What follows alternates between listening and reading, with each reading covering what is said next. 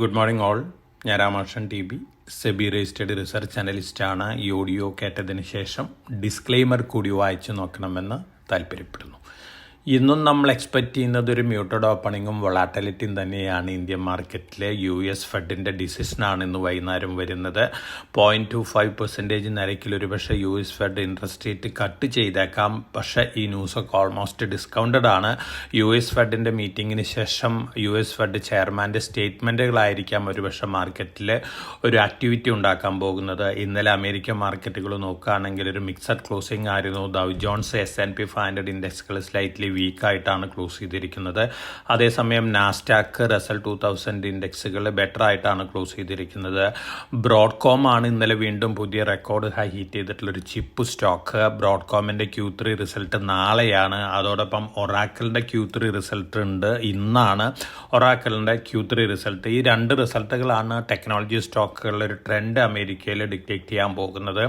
ഇന്നലെ യൂറോപ്യൻ മാർക്കറ്റുകൾ നോക്കുകയാണെങ്കിൽ മെജോറിറ്റി വീക്കായിരുന്നു. ഇന്നലെ ഏഷ്യൻ മാർക്കറ്റ് സിറ്റുവേഷൻ നോക്കുകയാണെങ്കിൽ ചൈനീസ്, ഹോങ്കോങ് മാർക്കറ്റുകൾ, കൊറിയൻ മാർക്കറ്റുകളൊക്കെ വീക്കായിരുന്നു. അതേസമയം ജാപ്പനീസ് മാർക്കറ്റുകൾ ഓൾമോസ്റ്റ് ഫ്ലാറ്റ് അല്ലെങ്കിൽ സ്ലൈറ്റ്ലി ബെറ്റർ ആയിട്ടാണ് ക്ലോസ് ചെയ്തിരുന്നത്. നമ്മളെ സംബന്ധിച്ച് നോക്കുകയാണെങ്കിൽ ഇന്നലെയും നല്ല സെല്ലിംഗ് പ്രഷർ തന്നെയാണ് നമ്മുടെ മാർക്കറ്റിലും കണ്ടിട്ടുള്ളത്. ഇൻഡിഗോ എയർലൈൻസിൻ്റെ ഇഷ്യൂ തന്നെയാണ് മാർക്കറ്റിലൊരു കോൺഫിഡൻസ് കളഞ്ഞിട്ടുള്ളത്. തീർച്ചയായിട്ടും ഇൻഡിഗോ എയർലൈൻസ് 60% മാർക്കറ്റ് ഷെയറുള്ള എയർലൈൻ കമ്പനിയാണ്. വലിയ രീതിയിൽ ഫ്ലൈറ്റുകൾ ക്യാൻസൽ ചെയ്യുന്നത് ഗവൺമെൻറ്റിൻ്റെ നിർദ്ദേശത്തിന് വിപരീതമായിട്ട് ഇത്തരത്തിലുള്ള ആക്ഷൻസൊക്കെ ഇൻഡിഗോയുടെ ഭാഗത്തു നിന്നുണ്ടായിട്ടുള്ള ഇന്ത്യയുടെ സെക്യൂരിറ്റീനെ ബാധിക്കുന്ന വിഷയം എന്നുള്ള ഒരു വിലയിരുത്തലും കൂടെ വന്നിട്ടുണ്ട്. അതുകൊണ്ട് തന്നെ മാർക്കറ്റിലൊരു സ്ലഗിഷ്നെസ് ഉണ്ട്.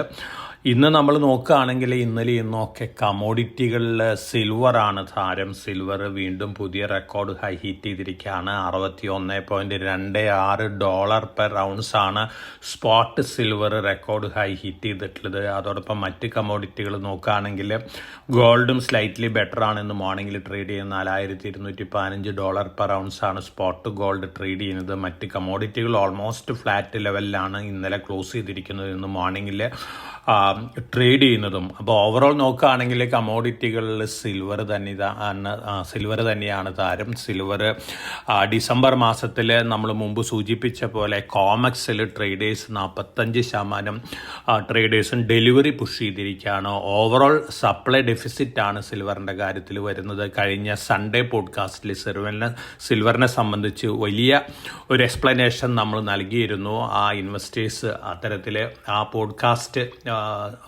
കേട്ടിട്ടുള്ള ഇൻവെസ്റ്റേഴ്സിനെ സംബന്ധിച്ച് ഒരു പോസിറ്റീവ് ഡിസിഷൻ എടുക്കാൻ കഴിഞ്ഞിട്ടുണ്ടായിരിക്കും. ഇന്നും നമ്മൾ സിൽവറിനെ സംബന്ധിച്ച് വേറൊരു പോഡ്കാസ്റ്റ് റിലീസ് ചെയ്യുന്നുണ്ട്.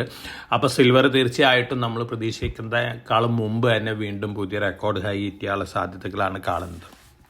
ഇനി നമ്മൾ മറ്റ് ന്യൂസുകൾ നോക്കുകയാണെങ്കിൽ ജെമിനി 3 പെൻറ്റഗൺ അവരുടെ ഒഫീഷ്യൽ സ്റ്റാഫിന് വേണ്ടിയുള്ള ഒഫീഷ്യൽ AI ആയിട്ട് ജെമിനി 3 തിരഞ്ഞെടുത്തിരിക്കുകയാണ്. ആൽഫബറ്റിനെ സംബന്ധിച്ച് പോസിറ്റീവായിട്ടുള്ള ന്യൂസ് തന്നെയാണ്.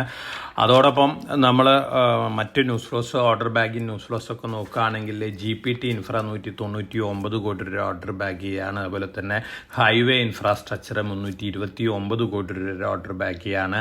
സമ്മാൻ ക്യാപിറ്റലിൻ്റെ അക്വിസിഷൻ അബുദാബി ബേസ്ഡ് ഒരു ഇൻസ്റ്റിറ്റ്യൂഷൻ സമ്മാൻ ക്യാപിറ്റലിൽ 43% അക്വയർ ചെയ്തിട്ടുള്ള കോമ്പറ്റീഷൻ കമ്മീഷൻ ഓഫ് ഇന്ത്യയുടെ അപ്രൂവൽ ലഭിച്ചിരിക്കുകയാണ്.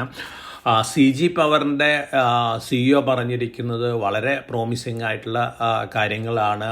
കഴിഞ്ഞ 75 വർഷമായിട്ട് CG പവർ അച്ചീവ് ചെയ്തത് അടുത്ത 4 വർഷത്തിനുള്ളിൽ അച്ചീവ് ചെയ്യുമെന്നാണ് പറയുന്നത്. CG പവർ റീസെൻ്റായിട്ട് സെമി കണ്ടക്ടർ മാനുഫാക്ചറിങ് കൂടി സ്റ്റാർട്ട് ചെയ്തിട്ടുള്ളൊരു കമ്പനിയാണ്. പോസിറ്റീവായിട്ടുള്ള ന്യൂസാണ്. മൈക്രോസോഫ്റ്റ് $17.5 ബില്യൺ ഇൻവെസ്റ്റ്മെൻറ്റ് ഇന്ത്യയിൽ നടത്താണ്. ഏഷ്യയിലത്തെ ബിഗ്ഗസ്റ്റ് എവർ ഇൻവെസ്റ്റ്മെൻ്റ് ആണ് മൈക്രോസോഫ്റ്റ് ഇന്ത്യയിൽ നടത്തുന്നത്. തീർച്ചയായിട്ടും പോസിറ്റീവ് ന്യൂസ് തന്നെയാണ്. ഓവറോൾ ടെക്നോളജി അല്ലെങ്കിൽ നമ്മുടെ ഇന്ത്യൻ എക്കണോമിനെ കുറിച്ച് നോക്കുകയാണെങ്കിൽ അഡാനി ഗ്രൂപ്പ് $75 ബില്യൺ സ്പെൻഡിങ് ആണ് എനർജി ട്രാൻസിഷനിൽ അവർ അടുത്ത 5 വർഷത്തിനുള്ളിൽ നടത്താൻ പോകുന്നത്. വളരെ പോസിറ്റീവായിട്ടുള്ള ന്യൂസ് തന്നെയാണ്. അതോടൊപ്പം തന്നെ ധാരാളം പോസിറ്റീവായിട്ടുള്ള സ്റ്റേറ്റ്മെൻറ്റുകൾ തന്നെയാണ് അഡാനി ഗ്രൂപ്പ് ചെയർമാൻ ആയിട്ടുള്ള ഗൗതം അഡാനിയുടെ ഭാഗത്ത് നിന്ന് വന്നിട്ടുള്ളത്. ട്രംപ് ഇന്നലെ ഇന്ത്യയിൽ നിന്നുള്ള റൈസ് ഇമ്പോർട്ടിന്മേൽ വലിയ രീതിയിൽ താരിഫൊക്കെ ഏർപ്പെടുത്തുമെന്ന് പറഞ്ഞിരുന്നു. പക്ഷെ നമ്മളെ സംബന്ധിച്ച് കാര്യമായിട്ടുള്ള നെഗറ്റീവ് ഇമ്പാക്റ്റ് ഉണ്ടാക്കുന്ന കാര്യം ഒന്നും തന്നെയല്ല. കാരണം നമ്മുടെ റൈസിൻ്റെ ക്വാളിറ്റി, പ്രത്യേകിച്ച് നമ്മുടെ ബാസുമതി റൈസിൻ്റെ ക്വാളിറ്റി ഒന്നും തന്നെ മറ്റ് രാജ്യങ്ങളിൽ നിന്ന് ഇമ്പോർട്ട് ചെയ്യുന്ന റൈസിനില്ല. അതുകൊണ്ട് തന്നെ ട്രംപ് അഥവാ താരിഫ് ഇമ്പോസ് ചെയ്താൽ തന്നെ അമേരിക്കൻ കൺസ്യൂമറിൻ്റെ പ്രൈസ് കൂടുന്നല്ലാതെ ഇന്ത്യനെ സംബന്ധിച്ച് നെഗറ്റീവായിട്ടുള്ള ഒരു ഇമ്പാക്റ്റ് എന്ത് തന്നെ നമ്മൾ എക്സ്പെക്റ്റ് ചെയ്യുന്നില്ല. മൈനറായിട്ടുള്ള ഒരു ചെറിയ ഒരു വൊളാറ്റിലിറ്റി ഒക്കെ കണ്ടേക്കാം. മറിച്ച് ലോങ് റണ്ണിൽ നമ്മുടെ റൈസ് എക്സ്പോർട്ടേഴ്സിനെ സംബന്ധിച്ച് നെഗറ്റീവ് ന്യൂസ് ഒന്നുമല്ല. ഇന്ത്യയാണ് ലാർജസ്റ്റ് റൈസ് പ്രൊഡ്യൂസർ വേൾഡിലത്തെ. 28% നമുക്ക് മാർക്കറ്റ് ഷെയർ ഉള്ളത്. തീർച്ചയായിട്ടും ട്രംപിനെ സംബന്ധിച്ച് ഇന്ത്യനെ ദ്രോഹിക്കാവുന്ന തരത്തിലുള്ള പല അനൗൺസ്മെൻറ്റുകളും അദ്ദേഹം നടത്തിക്കൊണ്ടിരിക്കുകയാണ്. പക്ഷേ ഇതൊന്നും അത്ര നെഗറ്റീവായിട്ട് ഇന്ത്യനെ ഇമ്പാക്റ്റ് ചെയ്യാൻ പോകുന്നില്ല. കാരണം ഈ വർഷം ആദ്യ ഹാഫിൽ, അതായത് ആദ്യത്തെ 2 ക്വാർട്ടേഴ്സും കൂടി നോക്കുകയാണെങ്കിൽ നമ്മുടെ എക്സ്പോർട്ട് ഫിഗർ റെക്കോർഡ് ഹീറ്റ് ചെയ്തിരിക്കുകയാണ്. $418.6 ബില്യൺ ആണ് ഫസ്റ്റ് ഹാഫ് എക്സ്പോർട്ട് ഫിഗർ വന്നിരിക്കുന്നത്. കഴിഞ്ഞ വർഷത്തെ ഫസ്റ്റ് ഹാഫിൽ $395.7 ബില്യൺ ആയിരുന്നു. അപ്പോൾ ട്രംപിൻ്റെ താരിഫ് ഒന്നും തന്നെ നമ്മളെ ഇമ്പാക്റ്റ് ചെയ്തിട്ടില്ല. മറിച്ച് ഗവൺമെൻറ്റിൻ്റെ വളരെ എഫിഷ്യൻ്റ് ആയിട്ടുള്ള ഡിസിഷൻസ്, അതുപോലെ തന്നെ GST റിഡക്ഷൻ കട്ട്, ഇത്തരത്തിലുള്ള കാര്യങ്ങളൊക്കെ വളരെ പോസിറ്റീവായിട്ടുള്ളൊരു ഇമ്പാക്റ്റാണ് ഇന്ത്യൻ എക്കണോമിയിൽ ഉണ്ടായിട്ടുള്ളത്. പക്ഷേ ടെമ്പററി ആയിട്ടുള്ള ഗ്ലോബൽ വൊളാറ്റിലിറ്റി തീർച്ചയായിട്ടും നമ്മുടെ മാർക്കറ്റിനെയൊക്കെ ബാധിക്കാനുള്ള സാധ്യതകളുണ്ട്. അതോടൊപ്പം IPO മാർക്കറ്റ് നോക്കുകയാണെങ്കിൽ SME IPO ഇന്നലെ ക്ലോസ് ചെയ്തിട്ടുള്ള BSE SMEയിലത്തെ Method Hub software 28.91 times over subscription നേടിയിട്ടുണ്ട്. ഇന്നലെ ഓപ്പൺ ചെയ്തിട്ടുള്ള KV ടോയ്സ് ഇന്നലെ സെക്കൻഡ് ഡേ ആണ്. KV toys India 239 upper price band, 16.4 times over subscription നേടിയിട്ടുണ്ട്.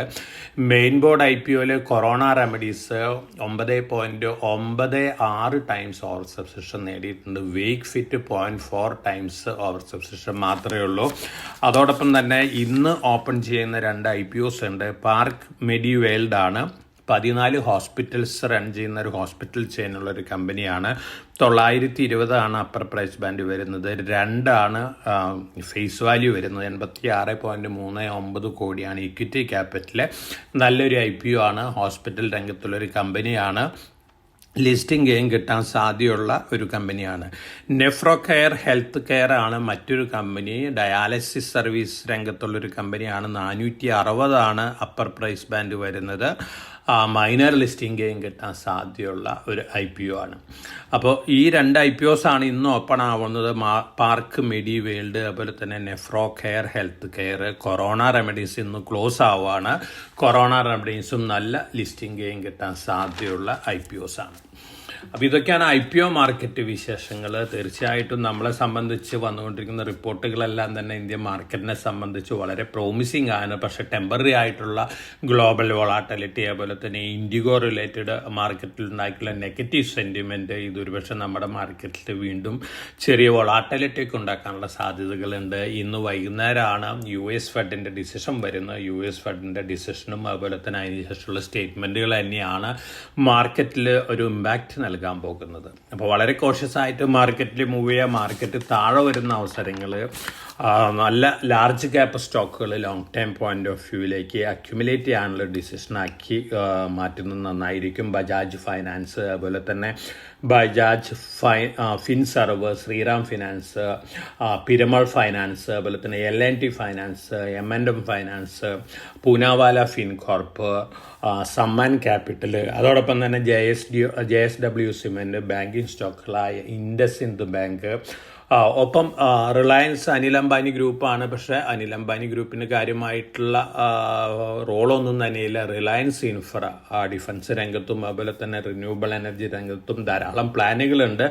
ഇപ്പോഴത്തെ ഓൺഗോയിങ് ഇഷ്യൂസ് ഒന്നും തന്നെ റിലയൻസ് ഇൻഫ്രനെ കാര്യമായിട്ട് ഫർദർ ബാധിക്കാനുള്ള സാധ്യതകളില്ല. അതോടൊപ്പം തന്നെ ഡിഫൻസ് റിലേറ്റഡ് ആയിട്ടുള്ള EMS കമ്പനിയായിട്ട് ഇലക്ട്രോണിക് മാനുഫാക്ചറിങ് രംഗത്തുള്ള അവാണ്ടൽ ടെക്നോളജീസും long time point of view market താഴെ വരുന്ന അവസരങ്ങളിൽ ഘട്ടം ഘട്ടമായിട്ട് ഇൻവെസ്റ്റേഴ്സിന് ബൈ ചെയ്യാവുന്നതാണ്. അതോടൊപ്പം തന്നെ സൈൻഡ് ലിമിറ്റഡിൻ്റെ സെമി കണ്ടക്ടർ ഡിവിഷൻ ധാരാളം അലയൻസസിലൊക്കെ ഏർപ്പെടുന്നുണ്ട്. ഈ stock long term point of വ്യൂവിൽ ഇൻവെസ്റ്റേഴ്സിന് മാർക്കറ്റ് താഴെ വരുമ്പോൾ ബൈ ചെയ്യാവുന്നതാണ്. ഇതൊക്കെയാണ് ഇന്നത്തെ ന്യൂസ് ഫ്ലോസ്. അപ്പോൾ വളരെ കോഷ്യസ് ആയിട്ട് മാർക്കറ്റിൽ മൂവ് ചെയ്യുക. എല്ലാവർക്കും നല്ലൊരു ട്രേഡിൻ്റെ ആശംസിച്ചുകൊണ്ട് ഞാൻ ഇന്നത്തെ പ്രീ മാർക്കറ്റ് കമൻറ്റ് ഇവിടെ അവസാനിപ്പിക്കുകയാണ്. Thank you.